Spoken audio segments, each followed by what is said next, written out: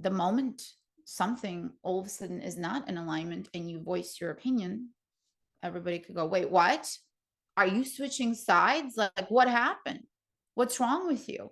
People tend to talk about negative things more often than positive things. Turn on every news channel and you're going to hear bad news, scary news, fear, fear, more fear. There are pendulums. These pendulums are they are thought energy, certain belief programs that literally become their own entities. And so we could say there is a war pendulum. There is the red Republican pendulum. There is the blue Democrat pendulum. There is this pendulum, that pendulum. There's so many different pendulums.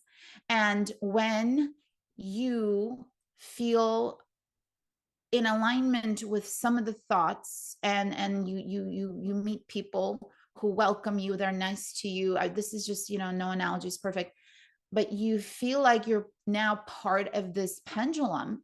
It's because you are now in that same thought pattern as the pendulum, and the pendulum feeds on your energy, whether you are for it or against it. It does not matter. So the most basic blue and red pendulums, the blue pill and the red pill, they keep fighting each other and they keep feeding the pendulum that keeps swinging harder and harder. So what I'm going to teach you is not how to defeat the pendulum, because, people around you all believe the same thing, all support the same thing, and it makes you feel good. You feel like you're part of something. You feel understood. You feel heard. You feel supported. You feel important and valued. And what happens? The moment something all of a sudden is not in alignment and you voice your opinion, everybody could go, wait, what? Are you switching sides? Like, what happened? What's wrong with you? So the idea, the desire, the intention of the pendulum is to keep you in its energy. It feeds on your energy. So we have pendulums all around us. They're everywhere. That's how we function. That's how the matrix functions. And so the goal is not to defeat it. It's not possible to defeat it by fighting it, because the more you fight it, it does not care. How do some celebrities become famous? Whether they do something good, but most of them do something that, it's kind of like, taboo, or it's whatever. Let's use Kim Kardashian, for example. How did she become famous? We don't need to go into that. But it does not matter if the attention is negative or positive, it still feeds the pendulum. And in fact, the more negativity, the more resistance there is, the quicker the pendulum grows and expands. Because guess what?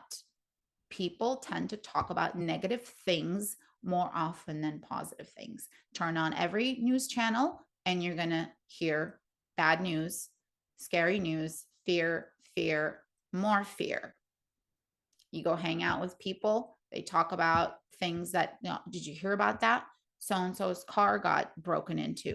Did you hear about that? This many people died. Did you hear about the war? This is what's happening. This is how many people are getting killed. Did you hear about this? No one goes, oh my God, I just heard that, 10 kittens were saved, or so-and-so donated money to a charity. No one really shares good news as often as they share negative news. I'm not saying good news aren't shared at all, but why is that? Because the ego needs to keep you safe.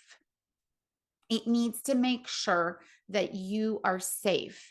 And so it's going to want to know about all the negative stuff to make sure that you stay away from it and you are separate from it, so that you are safe. But what it's actually doing is creating a program of negativity and fear. We've all been there. I've been there. You've been there. Even if you're still there, that's okay. So I'm going to teach you how to not so much defeat the pendulum, but not be affected by it, because you don't realize how much it's affecting your health, your overall well-being, it's affecting you, and it's creating beliefs within you that are not healthy. Okay. So